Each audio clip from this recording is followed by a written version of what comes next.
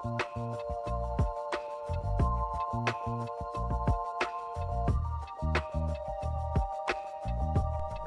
everyone, Namaskar, welcome back to my channel Mindful Nurturing Academy, and I am Monica Mishra and I am the founder of Mindful Nurturing Academy. I am a special educator and rehabilitation professional. Mindful Nurturing Academy is a center for special needs in Lucknow.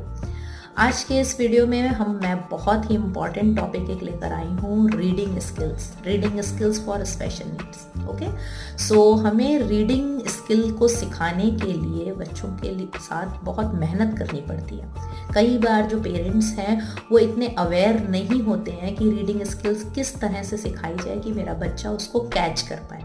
So reading skills सिखाने के लिए कुछ तो pre requisites हैं जिन पर हमें काम करना बहुत ज़रूरी है, उसको हम जंप नहीं कर सकते हैं। सो पहला प्री रिक्विजिट क्या है कि मेरा बच्चा पिक्चर्स और ऑब्जेक्ट्स को आइडेंटिफाई कर पाए। ठीक है, सो हम पिक्चर्स ले सकते हैं, डेली यूज के ऑब्जेक्ट्स ले सकते हैं, उनका आइडेंटिफिकेशन ज़रूरी है कि this is toothbrush, this is shoes and this is water bottle या कोई भी चीज़ें जो वह रोज़मर्रा में अपने साथ यूज़ करता है, उन पिक्चर्स का और उन ऑब्जेक्ट्स का आइडेंटिफिकेशन बहुत इंपॉर्टेंट है। फर्स्ट तो जो प्री रिक्विजिट है वो आइडेंटिफिकेशन है। बच्चे को आइडेंटिफाई होना चाहिए आप किस ऑब्जेक्ट के बारे में बात कर रहे हो, उससे पहले रीडिंग नहीं सिखा सकते हैं। जब बच्चा ऑब्जेक्ट और पिक्चर्स आइडेंटिफाई करने पर लगता है, फिर हम मैचिंग पर आते हैं। सिमिलर मैचिंग, जिसको हम आइडेंटिकल मैचिंग कहते हैं, वो ऑब्जेक्ट के साथ भी हो सकती है, वो पिक्चर्स के साथ भी होती हैं। Identical picture matching, identical objects matching, दो ऑब्जेक्ट्स हैं बिल्कुल सेम कलर, सेम साइज के, सेम पिक्चर्स हैं जिनको बच्चे को आपस में मैच करना है। उसके बाद जब ये लेवल क्लियर हो जाता है, हम आते हैं नॉन आइडेंटिकल पिक्चर और ऑब्जेक्ट मैचिंग पर। इसमें दो ऑब्जेक्ट्स होते हैं, ऑब्जेक्ट सेम होते हैं बट उनका शेप, साइज, कलर डिफरेंट हो सकता है। दो बॉल्स हैं, उनका साइज अलग हो सकता है, उनका कलर अलग हो सकता है। ठीक है, दो बुक्स हैं, उनका साइज एंड शेप और कलर अलग हो सकता है, उनको आपस में मैच करना है। जब non identical picture and object matching भी अचीव हो जाती है, तब हम आते हैं साइट रीडिंग पर, और ये हमारा आज का मेन टॉपिक है, site reading, importance of site reading. ठीक है, सो साइट रीडिंग, कई बार हम ऐसा सोचते हैं कि मेरे बच्चे को अल्फ़ाबेट्स नहीं आते हैं, साउंड्स नहीं आते हैं, फोनिक ब्लेंड्स नहीं आते हैं, तो वो रीडिंग अभी नहीं कर सकता है। बट ऐसा नहीं है, ये एक मिथ है और हमें इस बात को समझना होगा कि हमारे जो स्पेशल नीड्स बच्चे हैं वो विजुअल लर्नर होते हैं।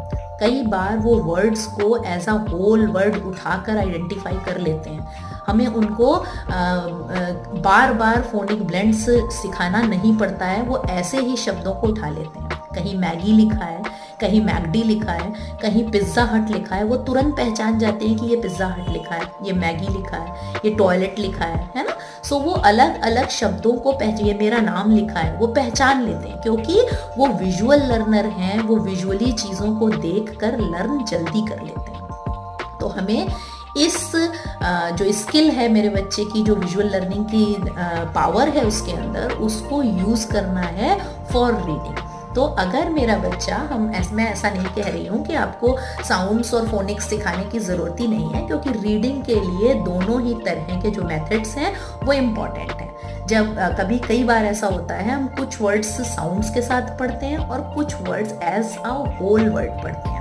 एग्जाम्पल लेते हैं, अगर हम कैट, मैट, बैट पढ़ रहे हैं तो हम साउंड्स के साथ पढ़ सकते हैं, act, cat, buck, act, bat.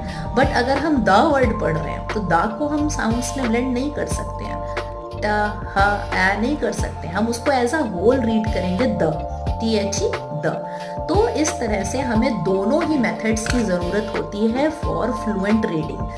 लेकिन तो इसलिए हमें क्या करना है, हमें साइड बाय साइड जो वर्ड्स हैं, फोनिक्स हैं, उनकी ब्लेंडिंग है, उस पर काम करते रहना है।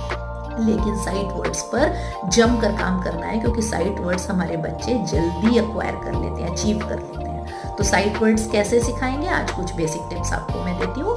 तो साइट वर्ड के लिए सबसे पहले हम अपना एक टारगेट फिक्स करेंगे, अपना एक प्लान बनाएंगे कि हफ्ते में मुझे 2 साइट वर्ड सिखाने हैं या 3 साइट वर्ड सिखाने हैं as per the child level, या फिर 1 साइट वर्ड सिखाना है। तो अगर मैंने 2 साइट वर्ड ले लिए तो पहले उन 2 साइट वर्ड का हमको कार्ड बना लेने हैं। ठीक है। एक प्लेन व्हाइट पेपर पे ब्लैक मार्कर से हमें उन साइट वर्ड को लिख लेना है। एक कार्ड पे एक साइट वर्ड, दो कार्ड, अगर आपने साइट वर्ड सिखाने हैं तो आपको 2 कार्ड बनाने होंगे, ठीक है। सो पहली चीज क्या होगी, आइडेंटिफिकेशन, स्टेप वही रहेंगे, ठीक है। सबसे पहले आइडेंटिफाई कराएंगे। मान लीजिए एक शब्द मैं लेती हूँ टॉयलेट शब्द, क्योंकि ये शब्द जो है वो बहुत इंपॉर्टेंट शब्द है हमारे बच्चों के लिए। उनके टॉयलेट एक्सीडेंट इसलिए कई बार हो जाते हैं क्योंकि उनको पता ही नहीं होता है कि टॉयलेट कहाँ है, कहाँ लिखा है टॉयलेट। वो मॉल गए, उनको नहीं पता कि टॉयलेट कहाँ जाना है। वो रेस्टोरेंट में गए, उनको नहीं पता टॉयलेट कहाँ जाना है। मूवी हॉल थिएटर में गए, उनको नहीं पता टॉयलेट कहाँ जाना है। घर में भी कई बार ऐसा होता है, उसे नहीं पता कि टॉयलेट किस जगह करनी है। तो इस शब्द को सिखाना बहुत ज़रूरी है। तो मान लीजिए टॉयलेट शब्द आपने लिखा और आपने इसका कार्ड बना लिया, टॉयलेट वर्ड लिख लिया आपने व्हाइट कलर के स्लिप पे या कार्ड पे, और आपने इसका क्या कराना शुरू किया, फर्स्ट स्टेप आइडेंटिफिकेशन। तो हमने इसको पॉइंट कराया, point toilet, point toilet, point toilet, जमीन पे रखा टॉयलेट, टेबल पे इधर रखा टॉयलेट, उधर रखा टॉयलेट, और हर जगह उससे 1 फिंगर पॉइंटिंग से पॉइंट कराना शुरू किया। 2, 3, 4, 10 दिन as per the child level हमें उसे पॉइंट कराते रहना है। जब आपको लगे कि अब ये, जब भी मैं ये कार्ड दिखाती हूँ टॉयलेट का, ये तुरंत से पॉइंट कर देता है, तो अब हमें टेस्ट भी तो लेना है कि ऐसा तो नहीं आपके हाथ में कोई भी चिट है और वो उसको पॉइंट कर रहा है, या जो टॉयलेट वर्ड लिखा हुआ है वो उसको रिकॉग्नाइज कर रहा है। तो हमें इसको क्या करना है, ट्राई करना है, देखना है, उसका टेस्ट भी लेना है। तो हम धीरे से क्या ले आएंगे, एक डिस्ट्रैक्टर कार्ड ले आएंगे। आपका एक टॉयलेट का कार्ड है और आप दूसरा डिस्ट्रैक्टर कार्ड ले आए। वो कार्ड आपका प्लेन कार्ड भी हो सकता है, वो आपका रिटन कार्ड भी हो सकता है as per the child level. अगर आपका बच्चा रिटन कार्ड से कंफ्यूज हो रहा है तो पहले हम प्लेन कार्ड लेके आएंगे।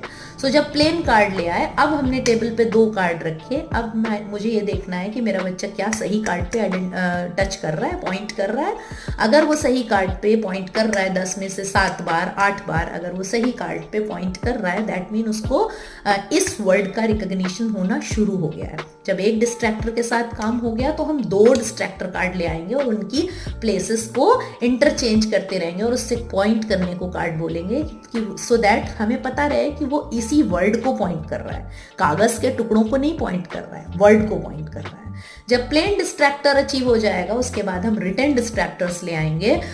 टॉयलेट शब्द के कार्ड के साथ साथ हम दूसरे कोई और 2 शब्द लिखे होंगे जिनको हम पॉइंट कराएंगे, और उसको अगर वो सही टॉयलेट कार्ड को पॉइंट कर रहा है, दैट मीन वो रिटन वर्ड्स में भी 3 रिटन वर्ड्स में वो टॉयलेट शब्द रिकॉग्नाइज कर पा रहा है। और ज्यादा कठिन करने के लिए हम कर सकते हैं कि जो टॉयलेट कार्ड लिखा हुआ है वो टी से स्टार्ट है, उसी तरह के 2 टी वाले वर्ड ही हमने साथ में लगा दिए कि बच्चा अब सही से पॉइंट कर रहा है कि नहीं कर रहा है। हमको अश्योर होना है कि मेरा बच्चा इस शब्द को रिकॉग्नाइज करने लगा है। जब आइडेंटिफिकेशन अचीव हो जाएगा तब हम किस पे आएंगे, मैचिंग पे आएंगे, ठीक है। अलग अलग फॉन्ट्स के लिखे हुए उसी शब्द को उस टॉयलेट कार्ड से मैच कराएंगे।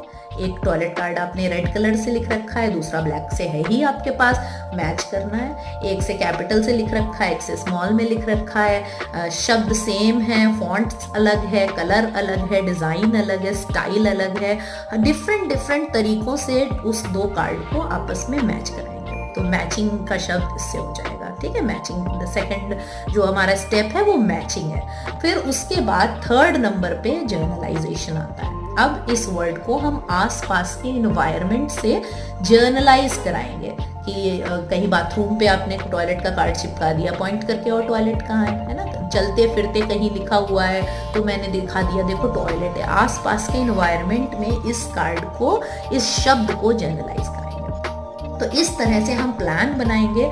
हर हफ्ते 1 शब्द, 2 शब्द या 3 शब्द उठा के हम चल सकते हैं और धीरे धीरे हम उनकी जो वोकैबुलरी है उसको बढ़ा सकते हैं, ठीक है। सो जो साइट वर्ड रीडिंग है वो बहुत ही इंपॉर्टेंट है हमारे बच्चों के लिए और बहुत जल्दी अचीव भी होती है। बच्चे बड़े बड़े वर्ड्स फट से पहचान लेते हैं कि नॉलेज लिखा हुआ है, अच्छा ये इंडिया लिखा हुआ है, और ये मेरे मम्मा का नाम लिखा हुआ है, ये मेरे पापा का फ़ोन नंबर लिखा हुआ है, ये मेरा नाम लिखा हुआ है, यहाँ पर इस सीट पर मैं बैठता हूँ, ये मेरा नाम लिखा हुआ है। सो बच्चे बहुत सारी चीज़ों को, रोज़मर्रा के जो ऑब्जेक्ट्स हैं उनको पहचानने लगते हैं, उनकी लाइफ ईजी होने लगती है। आपके लिए कम्युनिकेशन के रास्ते खुल जाते हैं जब बच्चा लिखे हुए शब्दों को पहचानने लगता है। सो हमें कोशिश करते रहना है कि हम बच्चे की साउंड ब्लेंड पर काम करें, फोनिक साउंड्स पर काम करें, उनको आइडेंटिफिकेशन पर काम करें, अल्फ़ाबेट्स पर काम करें, but side by side site reading पर ज़रूर काम करें। हम इसको इस चीज़ का वेट नहीं करना है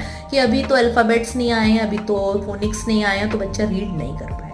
तो साइट रीडिंग हमारे बच्चों की पावर है, वो साइट रीडिंग में ज़्यादा एफिशिएंट होते हैं। अमूमन देखा जाता है कि वो साइट रीडिंग से चीज़ों को अच्छा और बेहतर तरीके से रीड कर पाते हैं। बस ज़रूरत है हमें उन्हें सही तरीके से एक प्रॉपर प्लान और प्रॉपर गाइडेंस के साथ प्रॉपरली साइट वर्ड्स को सिखाने की।